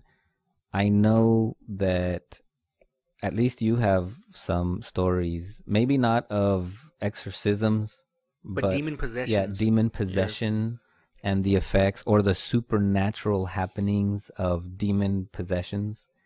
I myself cannot say that I've experienced some weird behavior from people that can be categorized as like maybe this guy was just going crazy or under the effects of some kind of narcotic. But I've not seen like somebody taking on 6 grown men and just throwing them off, or exhibiting some animal-like behavior, or hissing like a snake, or stuff like that. I know you've got some stories. Yeah, let me tell some stories. Well, the obvious story when anybody thinks of a possession and has some knowledge of the Bible is, of course, going to be in Mark 5:15 and Luke 8. Of course, the demon-possessed man in the Gadarenes, yes. Yeah. And in this case, one thing he mentioned is that that individual had multiple demons in him. So one thing we didn't mention is that multiple demons can inhabit a single person. Yeah. So in this case, of course, Jesus goes up to the Gadarenes and he comes across a demon-possessed man. I'll let you guys read the rest of the story. In the end, Jesus wins. Always. Well, yeah. A story that I have would be from my youth. I had to have been 7 or 8 years old. At the time, we were going to a house church. It would have been a church starting up, so it would have been in somebody's house, which in my opinion are some of the best churches. Yeah. But it was like a gathering where some of the different house churches got together to celebrate, let's say, like a 1-year anniversary, 2-year anniversary, something like that. An all-star jam. There you go. It was one of those. Now, there was a lot of different preachers there. So, you get the visiting preachers from the different congregations that go and visit. Now, they're preaching, they're doing their thing, they're whatnot. We're singing, we're praising. Now, of course, me, little kid there, me and my little brother, we're just sitting down watching, and they start. One of the preachers calls up and he starts rebuking any kind of evil spirits that are bothering the congregation. Yeah. And out of nowhere, one of the church members gets up and she starts just, vile things were coming out of her mouth. Like talking trash, cussing, of course, and just saying other things that I'm not going to repeat. Yeah. And she was saying it in a voice that was not her own. Okay. It would have been an extremely deep voice with just like, to be cheesy, just like you hear in the movies. Just animalistic is the word you used, and I'm gonna copy that. Now, she just let it have it at the preachers saying things about them that were unsavory. I'll leave it at that. And it got to the point where a lot of the preachers started rebuking her. They started praying over her, trying to pray over her, trying to rebuke whatever was coming out of her, to the point where she started getting violent. Now, did the look on her face, did it look like her? She didn't look like her normal self. Was she like contorted? It was not her. And the tone of voice? It was not her speaking. It was not her in control of her own body. Okay. Wow. Yes. Hollywood style. Worse than Hollywood. Well, yeah, because Hollywood tries to be like that. Exactly. Hollywood tries to copy the terror that we felt seeing that as children. Yeah. Now, immediately we were told, the congregation was to close your eyes and look down, pray, because one of the thoughts is that if the demon leaves the inhabitant, the way he gets into you is how? Through your eyes. The Bible says the eye is a lamp of the body, of the spirit, of the soul. Yeah, so whatever you see is what you're inviting into you. So if we're looking at that and the demon decides to jump out, it's going to come at us. Now, going back to it, she started getting violent. She started physically attacking some of the preachers, throwing furniture, whatnot. So she was held down. Yeah. Now, I mean, I'm not saying the preachers were punching her, had her like in a headlock or anything. No, they were just doing their best to contain her. Yeah. But it got to the point where they had to physically, grapple her. Yeah. And she had superhuman strength to the point where she was able to throw off at least 6 fully grown men. Wow. Yeah. And if I remember correctly, I believe she actually punched one. Whoa. Now, the reason I remember this is because being the kid that I am, if you know me, when they tell you to close your eyes and look down, I was that one kid that had I had my head on my arms, but of course I'm looking through my fingers and looking through your fingers. There you go. I was that kid, so I was able to remember that. And I remember clearly that after that punch, she shot out of the house running, and of course we all, as a kid we chased and we want to go see what's going on. And we, not just myself and my brothers and some of the other people there clearly remember her jumping over easily a 6-foot fence.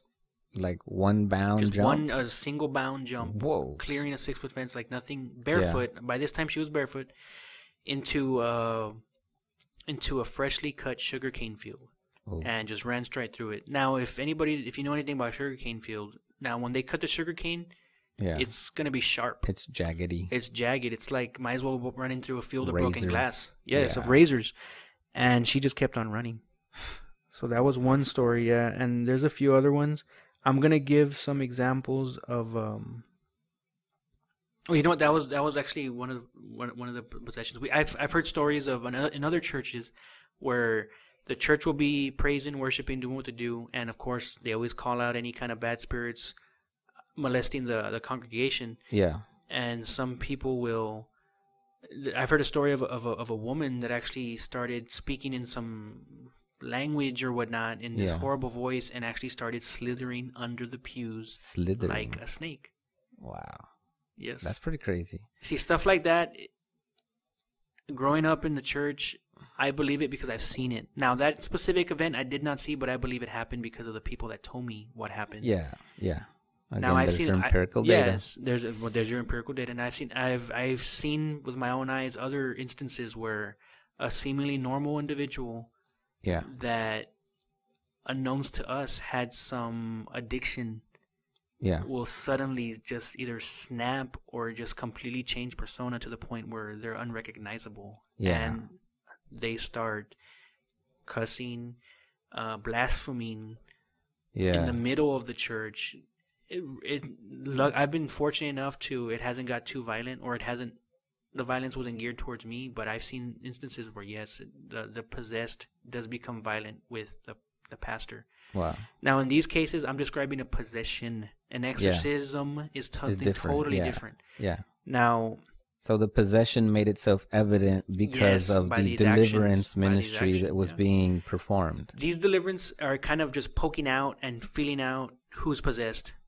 Yeah, I would say it's kind of like you're testing the waters to see who in the congregation is possessed or who might need help. But in all fairness, some people just need deliverance. Yeah. For some people, deliverance is more than enough. And like I mentioned, a true Christian, they're not going to be possessed, but they're going to be bothered. They're going to be bothered by this demon, and they need that deliverance. Yeah. These good people are just being tormented by this demon of doubt, demon of whatever causing spirits in their life. They're causing just trouble in their lives, and they need that deliverance. Yeah. Which is why they go to that church. And some of those pastors, yes, they're able to rebuke that demon to leave for them. But sometimes it's a more powerful form of possession, and the pastor might not be ready for it. I think this is where we can say that that's the difference. A fully possessed person is completely conscious and in some way, shape, or form uses their free will to exchange their body for whatever. Yeah.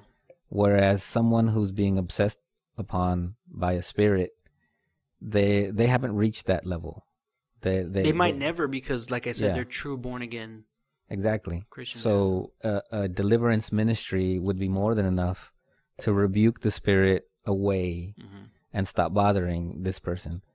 Now, going a step further into the demonic possession realm, that's like a whole nother ticket. Yeah. So I'm just trying to be a little bit clear for all of you at home that are listening to us. They're correlated, but they're not the same. Yeah. So Exactly. And I know one thing, Malachi Martin, he mentioned one of the most disturbing stories he had was when he had to perform an exorcism on a priest. Oh yeah, I remember that. Yeah. So and you ask, well, how can a priest be possessed? Yeah. Well, he mentioned it's because over time this priest, I guess his faith got lost, and he just diminished. He was diminished Yeah. to the point where he started sinning. And he didn't want to get into it, but he mentioned it was of the sexual nature. Yeah. I myself don't know what I'm not even gonna try to guess, but he just mentioned it was of the sexual nature, and this priest needed to be exorcised. Yeah. Now, the reason Malachi Martin felt that this was one of his worst experiences was because, in the end, it was successful, but it was so traumatic and so tough on the physical victim. The guy ended up dying later on. Yeah, later on, right? Yeah, later on. He was exorcised, but he ended up dying later on. Damage was done. The damage was done. The demon got what by it wanted. that time. Yeah. Yeah, the damage So, was done. The presbyter, which is the preachers and whatnot. There's preachers out there that, you know what, they go through the motions, and they themselves have lost their faith, and it is possible for even a priest, a pastor, a spiritual leader to fall. Yeah. So that's why it's important to keep that faith level. Keep the up. faith, Yeah, keep the enthusiasm. Yeah. One question I had for you was, okay, here we go. Now we're talking about people being possessed and whatnot. Yeah. Can an object be possessed, like a house? I think so. Or a doll? I think so. Or I think an animal? I don't want to segue into another subject, because what I'm going to say is heavily tied to another subject that we're going to get into, like energy and physical matter taking up physical space, and this physicality being quantumly bound to other realms. So I'm going to say yes, because if you really think about it, the human body is nothing more than the agglomeration of matter arranged in a specific way. Just like a chair, just like an apple. So if this body can be inhabited by an unclean spirit, I'm going to say technically any object that's arranged in a specific form of matter can be a host. Yeah. I'm going to give a specific example. Now, one of the most famous ones is the Amityville horror house. Okay. Now, we give that example, but of course, it is based off of a true story. Yeah. Now, up to date, there are about 17 movies on it. And if you look into the actual history of it, I would say, yes, that house is possessed. Yeah. Another incident would be, I would encourage you guys to look into the house or the demon of Brownsville Road. Brownsville? I think no, it's not in Brownsville, Texas. If anything, I actually think it's Brownsville Road for one. It's not the name of the city. I think it's actually out of Pittsburgh. That one. Okay. The book itself is called The Demon of Brownsville Road by Bob Kramer. That one, yes. Now, that one, the house is possessed, and they give specific stories of deaths that occurred of immediate family members. I mean, he's literally giving examples of walls bleeding. Okay. Of screaming, of portals. I mean, it and all this is documented because of the fact that he got one of the first things he did, he's not Catholic, but one of the first things he did is he went to his local bishop. Yeah. And the exorcism of that house took years. Okay. And it's well documented, not just by him, but by the actual church itself in that city. Okay. So a lot, and I think, if I'm not mistaken, they even did scientific studies on some of the quote-unquote blood that the wall was bleeding. Oh, so it was there after the fact, Yes. not just during the manifestation. No, there was a there specifically. I think it's referred to as an infestation in that home. Yeah. And the demon or demons would cause lights to flicker, furniture to move. Okay. Apparently, they could physically see a portal where the demon was coming in and out of the house. Wow. Though, like I said, the walls would bleed, and he was smart enough to take a sample of that. Man. Yeah. So I mean, exactly. I figured that would kind of catch your attention. Yeah. That's so crazy. that's a story. Eventually, the infestation ended through tremendous effort. I would encourage you guys to read that book, The Demon of Brownsville Road. That, for me, is a totally good example of how, yes, in an object, or in this case a house, could be possessed. Yeah. We do have instances, of course, of mass possessions. Mass possession. Yes. Oh, yes. The most recent in one, Haiti. the most recent one, okay, you can Haiti. The The most kids, recent remember? one, actually, that was in Peru. Oh, Peru. You're right. In Peru in 2016, it was all over the news where there's video footage of a mass possession in a school in Peru. Yeah. Now, the kids were aged between 11 and 14. All of them, pretty much at the same time, experienced seizures, muscular convulsions, and fainting. Vomiting. Many of the kids actually say they saw visions of a man in black, chasing them and trying to kill them by strangling. Now, where does that sound familiar?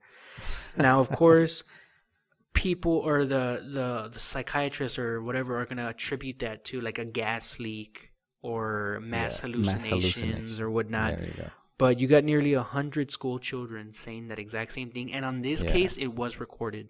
Yeah. There's video of that. There's video. I've seen some of the video, and it's extremely disturbing, especially when it's a child. We'll have to link that Yes. in the description. Now, another instance of a mass possession in the past would have been an event called the London.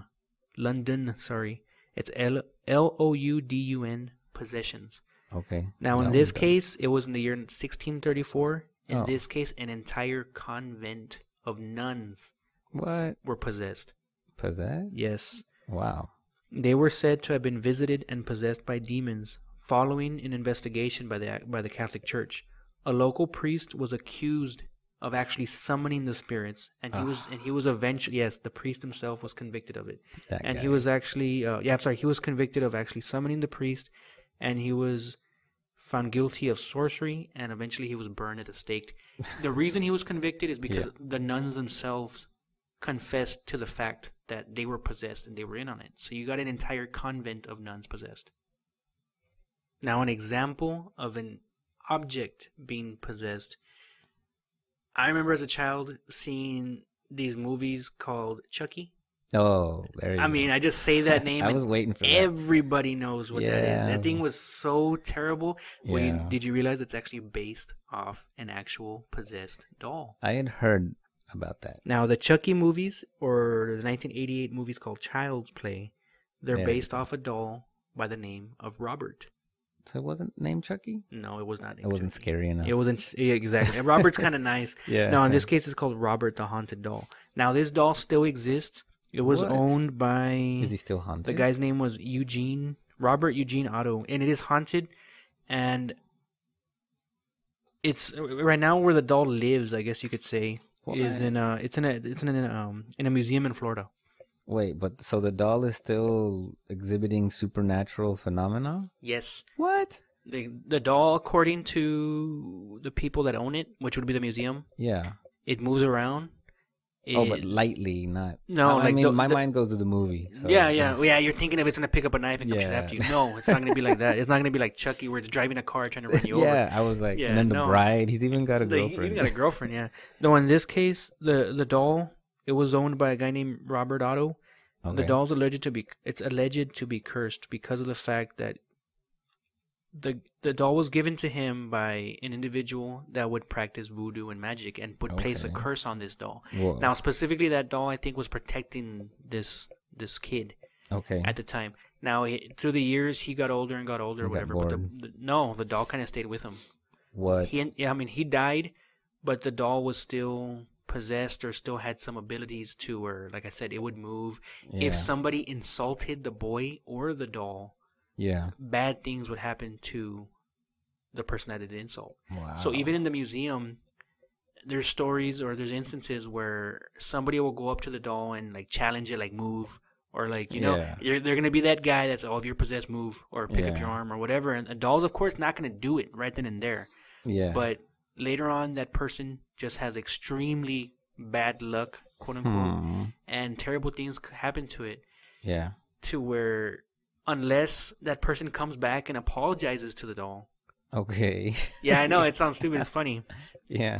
In this case, it's not like a terrible thing. I mean, it's terrible, but this doll would be an instance of, I would say, this doll is possessed with some kind of supernatural power, which gives it to the ability to, one, move, and two, affect anybody that's going to insult it. Now, they have video cameras, of course, 24/7, and you can clearly see the doll move from one position to another. And this doll is encased. It's not like you can go pick it up. No, it's going to be in an encase.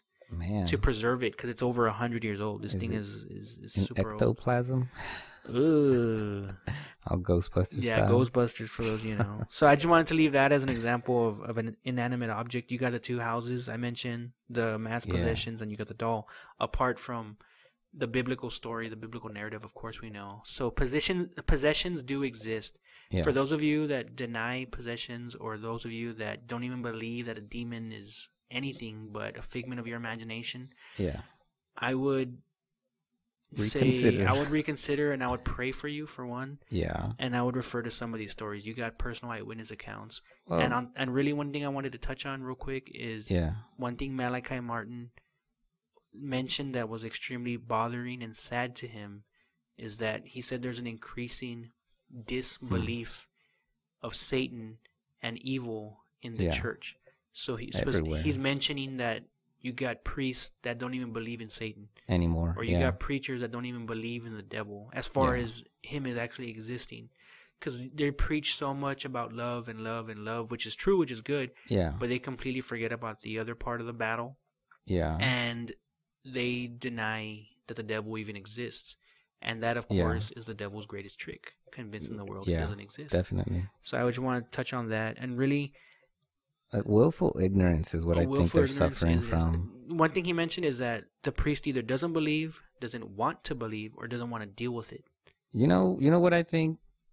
They've been trying to push this everything's rosy in the Bible, kumbaya type deal. Everybody hold hands. I mean, if you're paying attention when you're reading the Bible, stuff was not nice back then. Even now. Jesus Christ, I mean, he embodies everything godly, but he was not nice to demons. That's what I mean. I mean, the stuff was not cool. I mean, it was spiritual warfare, and it's still going on today. Not everything was rosy. And when people started seeing and becoming aware of Jesus and his miracles, I mean, they started piling up to see him. I mean, there's accounts. I remember once we were driving and we were kind of laughing at exactly how exaggerated the situation had become, to where they have to lower a crippled person through the roof roof just to get a glimpse. It was that many people were afflicted by these these things were not okay. No. You know, they weren't all hanging around playing guitars, singing songs. He was on a mission. Yeah, he was on a mission to and he was determined. Yeah, exactly. And you know, they try and paint him like this guy who always had a smile on his face, but I think Jesus that got mad. Yeah, he got mad. And not only that, could you imagine the expressions that he must have gone through when he's walking amongst us and he's seeing all the filth? I mean, I can't express it any other way. The low level that we as human beings had reached. Yeah. And this is when he was hanging around. Now, do you think it's gotten better or worse since then? I think it's gotten worse. Exactly. I mean, sorry, just wanted if to he add was that. walking around today, He would cry. he would not have a smile on his face. I don't think so. You know. Anyways, I didn't want to get off Yeah, topic. no, I just wanted like to we throw said, that like in there. But these things exist. They're true. These paranormal events Yeah. that we're mentioning are real topics, are Yeah. real things, and they're recorded. And whether it's sleep paralysis, the incubus or the succubus, or in this last topic, demon possession, they're all related Yeah. and they're all happening. And you know what? They're not going away. yeah, They're actually increasing in number. Yeah. I would encourage any of you that are listening that are in some kind of ministry. You know what? Yes, preach about the love of Christ, but also yeah. preach about the authority of Christ. yeah, He gives you authority to cast out the demons. Now, if you don't even believe a demon exists, then Jesus just wasted his breath. exactly. Now, Amen that to sounds ugly and that sounds Yeah. harsh, but you know No. what? It's true. That's where it's If at. you don't That's even believe legit. demons exist, or you're not even preaching that demons exist, then Jesus just wasted his breath when he gave you that authority to cast them out. Oh, I couldn't have said it better myself. That's strong. Yeah. I mean, if y'all are paying attention, this forum that Mhm. we've given, that we interact with y'all with and through, is that place where, you know, many people, like Armando said, they're not going to listen to these topics in the pews. They don't like it. It's No, uncomfortable. they don't like it. We're touching these subjects. We're going there because this exists. It's real. It's among us. And if we don't talk about it and we can't stir up those emotions in the professionals, Mm-hmm.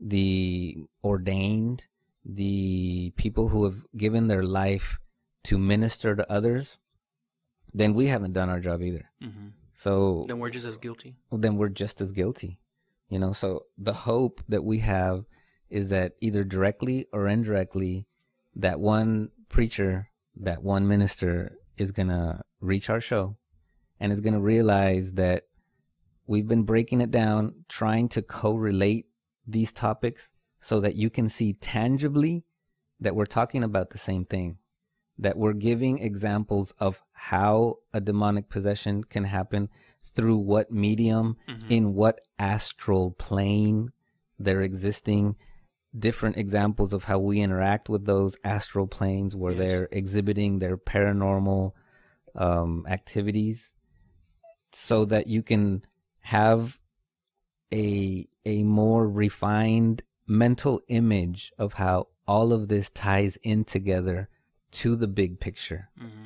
to the divine plan, and to everything tangible about the word.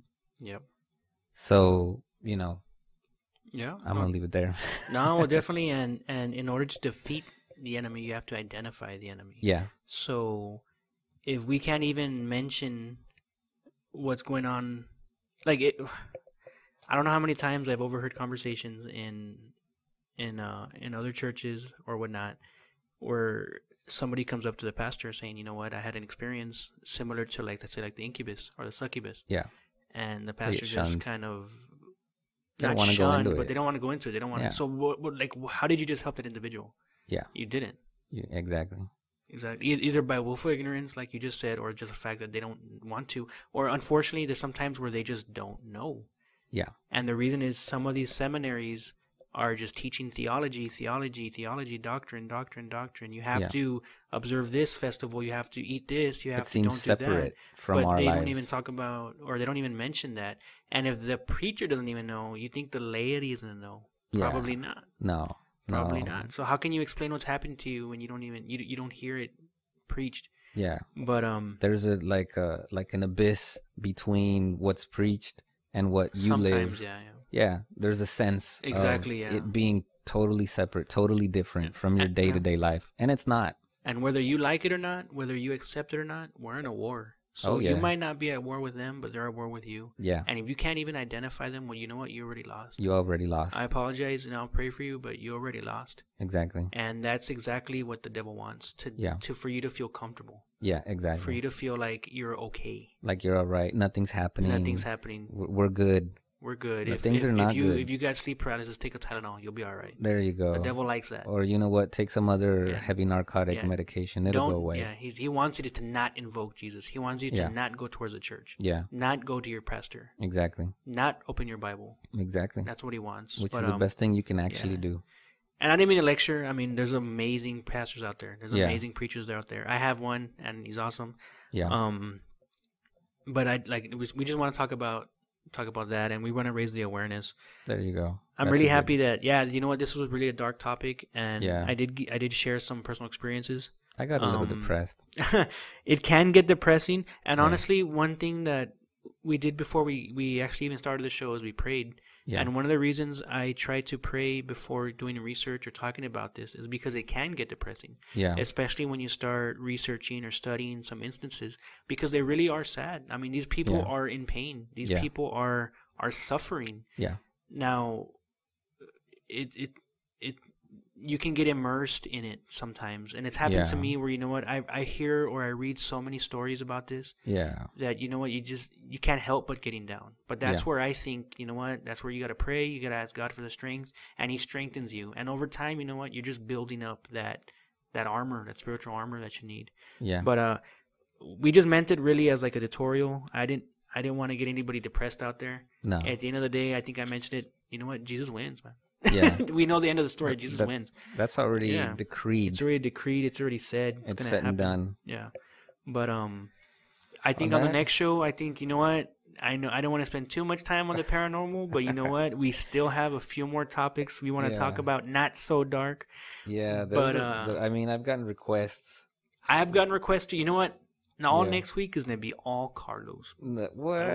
I believe No, Carlos we've got himself to be subjects. paranormal. No, come on. But I mean, there's a lot of interesting topics that are relevant to what people are into. There you go. Say something. Like one of the biggest one, tarot cards, psychics, all these kinds of things that people are wasting their money on, that are involved in, and they don't really know or have an idea of how it correlates to these other topics that we're talking about.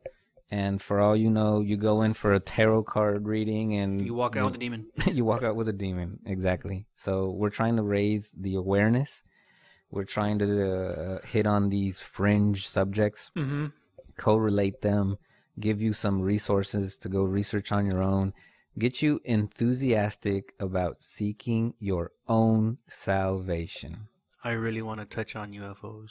I'm just saying. Oh, that was in my list too. Yeah, that was on your man. list. Well, I you mean, know what, we've got a lot of stuff. Horoscopes, Horoscopes. I know you. Yeah, I think Yeah. you're talking about telekinesis. That was one. telekinesis, Yeah. psychic abilities. I really want to do one on extrasensorial. UFOs, and one little tidbit. I would encourage you guys to look up the Battle of Los Angeles. Yeah. Black-eyed kids. Oh, and the We black-eyed haven't even kids. talked- that's that what we started one. all excited I didn't want to about. mention it Black-eyed because kids, black-eyed kids, if you black-eyed thought kids. demon possession was ugly, the black-eyed kids are That's just ugly. They're just terrible.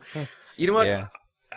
If we have enough time next week, we'll do it next week. But you know Yeah. what? We'll I'm try it down. there. I'm down. All Are right, we'll you- go. are you really If you down? viewers are down, then we'll continue with it, and Yeah. we greatly appreciate the time. feedback we're getting and the time Yeah. you've given us to let us speak. comment And below. comment. Interact with us. Definitely. Tell us what we can change, what we can do to, Or anything you want us to talk about. Yeah, we'll write it down on our list. Our to-do Well, list. anything else, sir? No, just God bless you all. Keep your Yes. eyes open. Protect God yourself. bless. Pray. And we'll be praying for you. Yeah, we'll be praying for y'all. And Pray for us. Yeah, I was going to say pray for There you us. go. Came out Definitely. synchronously. There you go. Alrighty, y'all have a good night. All right. Good night, guys. All right.